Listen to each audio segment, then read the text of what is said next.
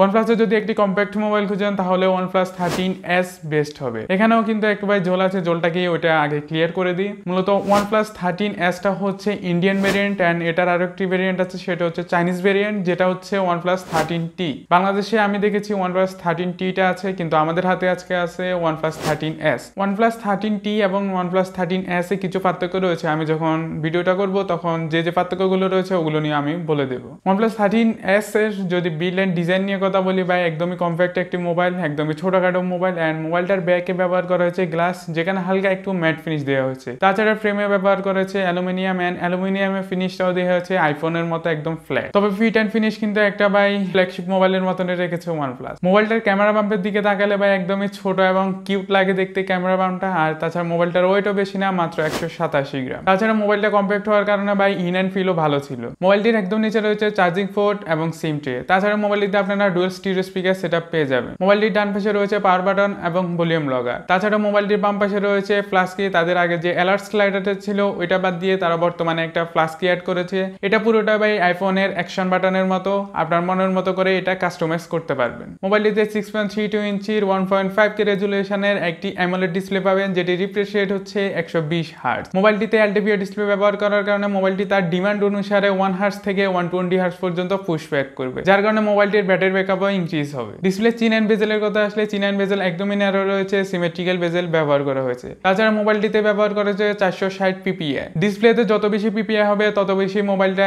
Colour and contrast গুলোকে একটু crystal clear ভাবে ফুটিয়ে তুলবে। সেই হিসাবে যদি কন্টেন্ট ওয়াচিং এর কথা বলি, মোবাইলটাতে 10 বিট কালার সাপোর্ট রয়েছে। তাছাড়া মোবাইলটিতে ডলবি ভিশনের সাপোর্ট রয়েছে অ্যান্ড কন্টেন্ট ওয়াচিং ছিল দুর্দান্ত অ্যান্ড মোবাইলটা একদমই ক্রিস্টাল ক্লিয়ার অ্যান্ড শার্পনেস আর কি যে কন্টেন্ট ওয়াচিং ওইটা আমাদেরকে ফিল দিতেছিল। তাছাড়া মোবাইলটিতে 1600 নিটসের হাই ব্রাইটনেস ব্যবহার করা হয়েছে। ইনডোর আউটডোরে কোনো অসুবিধা ছাড়া মোবাইলটা ব্যবহার করা যাচ্ছিল। তাছাড়া ডিসপ্লেটা থেকে একটু পাঞ্চি কালার পাওয়া যাইতেছিল, ব্ল্যাককে ঠিক মতনই ব্ল্যাক রাখতেছিল, ওভার শার্প করতেছিল না, ঠিকঠাক অ্যান্ড পাঞ্চি একটা কালার আমাদেরকে দিতেছিল ডিসপ্লেটা। ওভারঅল আমার কাছে ডিসপ্লেটা থেকে যে কালারটা পেয়েছি ওইটা আমার কাছে বেস্টে লেগেছে। মোবাইলটিতে আন্ডার ডিসপ্লে ফিঙ্গারপ্রিন্ট ব্যবহার করা হয়েছে, যেটি অপটিক্যাল। এখানে যদি আল্ট্রাসনিক ফিঙ্গারপ্রিন্ট ব্যবহার করতো তাহলে আরো ভালো হতো। তাছাড়া মোবাইলটিতে কর্নিং গরিলা গ্লাস 7i এর ডিসপ্লে প্রোটেকশন রয়েছে। মোবাইলটি মোট 2 ভেরিয়েন্টে লঞ্চ হয়েছে, 12GB র্যাম এবং 256GB স্টোরেজ এবং 12GB র্যাম তার সাথে 512GB স্টোরেজ। মোবাইলটিতে র্যাম হিসেবে ব্যবহার করা হয়েছে LPDDR5X র্যাম এবং স্টোরেজ হিসেবে ব্যবহার করা হয়েছে UFS 4.0 স্টোরেজ। সফটওয়্যারের দিকে তাকালে মোবাইলটা out of the box Android 15 এবং অক্সিজেন OS 15 সাথে আসে। মোবাইলটাতে আপনারা 4 বছরের অ্যান্ড্রয়েড আপডেট এবং 6 বছরের সিকিউরিটি আপডেট পেয়ে থাকবেন। তাছাড়াও মোবাইলটাতে কয়েকটা ফ্রি ইনস্টল অ্যাপ দেখেছি আমরা, যেগুলো আপনার দরকার হলে আপনি রাখতে পারেন, আর যদি দরকার না হয় ওগুলো আপনারা খুব সহজে আনইনস্টল করে দিতে পারবেন। এই ফিউচারের কথা আসলে মোবাইলটাতে অনেকগুলো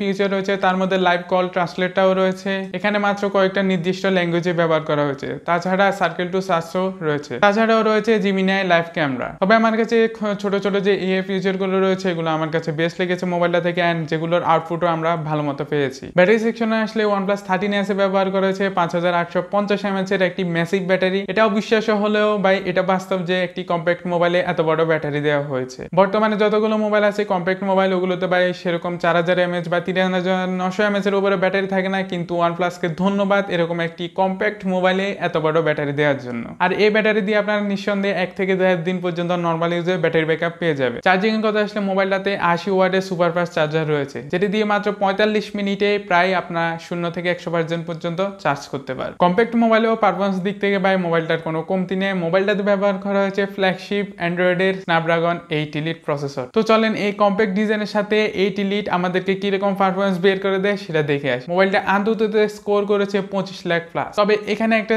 জিনিস লক্ষ্য করা রয়েছে, সেটা হচ্ছে মোবাইলটাতে যখন আন্তর্জাতিক রান করা হচ্ছিল মোবাইলটা অতিরিক্ত পরিমাণে গরম হচ্ছিল। তাছাড়া আমরা এটাতে Geekbench 6 এর CPU স্কোর বের করেছি, যেখানে এটা সিঙ্গেল করে 3059 এবং মাল্টি করে 9192 স্কোর করেছে। তো এখানে যদি মোবাইলটার হিট আপের কথা বলছি, মোবাইলটা অতিরিক্ত পরিমাণে হিট আপ হইতেছিল মোবাইলটার অ্যালুমিনিয়াম বডি হওয়ার কারণে ফ্রেমটা, তো এখানে একটু বেশি হিট আপ হইতেছিল, ওইটা ফিল করা যাচ্ছিল। তো হিট আপ কেন হইতেছে ভাই, কম্প্যাক্ট মোবাইল এন্ড এখানে একটা বড় পাওয়ারফুল প্রসেসর ব্যবহার করা হয়েছে, কিন্তু প্রসেসরটাকে ভাই আন্ডারক্লক করা হয় না আমার জানা মতে। যদি আন্ডারক্লক করা হতো তাহলে আমরা এখান থেকে আরো ভাই কম পারফরম্যান্স পেতাম। আন্ডারক্লক না করার কারণে হয়তো মোবাইলটা অতিরিক্ত পরিমাণে হিট আপ হচ্ছিল। তবে হ্যাঁ, OnePlus চাইলে ভাই এগুলো খুব সহজেই আপডেটের মাধ্যমে ফিক্স করে দিতে পারে। তো চলেন এখন আমরা এটার PUBG-টা টেস্ট করে ফেলি। এটা PUBG-তে স্মুথে 90 FPS সাপোর্ট দেয়, তবে এই প্রসেসরটা 120 FPS এর জন্য ক্যাপেবল, কিন্তু কম্প্যাক্ট মোবাইল হওয়া সত্ত্বেও এখানে 120 FPS দেওয়া যেত, কিন্তু OnePlus এখনো দেয় না। হয়তো পরবর্তী আপডেট গুলোতে 120 FPS FPS দিয়ে দেবে OnePlus। আর যদি 90 FPS এর গেমের কথা বলি, মোবাইলটা ঠিকঠাক মতন FPS বের করে দিতেছিল, 85 88 এইরকম FPS বের করে দিতেছিল, কিন্তু মোবাইলটা কিছুক্ষণ গেমিং এর পর অতিরিক্ত পরিমাণে গরম হয়ে যাচ্ছিল মাত্র তার কম্প্যাক্ট ডিজাইনের জন্য, যেটা আমার সব থেকে বেশি আর কি বলার বিষয়। কারণ কম্প্যাক্ট ডিজাইন মোবাইলগুলো একটু বেশি গরম হয়, এটা ভাই তাদের নেচারে ভাই। কম্প্যাক্ট ডিজাইন যদি খুঁজেন তাহলে একটু মোবাইল গরম পাবেনি। তবে হ্যাঁ, ঠিকঠাক মতন গেমিং করে দিয়েছিল, একদম খারাপ না। 90 FPS এর গেমিং আমি বলবো ঠিক মতনই ওটা করে দিতেছে। ক্যামেরা সেকশনে আসলে রিয়ারে মোট দুইটা ক্যামেরা সেটআপ ব্যবহার করা হয়েছে। প্রাইমারি ক্যামেরা হিসেবে রয়েছে 50 মেগাপিক্সেলের সনি LYT 700 সেন্সর এবং টেলিফোটো লেন্স হিসেবে রয়েছে ZN5 2x টেলিফোটো লেন্স। কিন্তু মোবাইলটিতে কোনো আল্ট্রাওয়াইড ক্যামেরা ব্যবহার করা হয় না, মোবাইলটিতে আল্ট্রাওয়াইডের বদল ব্যবহার করা হয়েছে টেলিফোটো লেন্স। তো আপনার আল্ট্রাওয়াইড নাকি টেলিফোটো দরকার ওটা আপনারা কমেন্ট করতে পারবেন। আর রিয়ার ক্যামেরা দিয়ে আপনারা হাইস্ট 4K তে 60 FPS পর্যন্ত ভিডিও রেকর্ড করতে পারবেন। এন্ড সেলফি ক্যামেরা হিসেবে রয়েছে 32 মেগাপিক্সেলের একটি সেন্সর, যেখান দিয়েও ভাই আপনারা 4K তে 30 FPS এ ভিডিও রেকর্ড করতে পারবেন। তো চলেন আমরা OnePlus 13s এর কয়েকটা ফটো স্যাম্পল দেখে আসি। OnePlus 13s এর যে ফটো স্যাম্পল গুলো আমি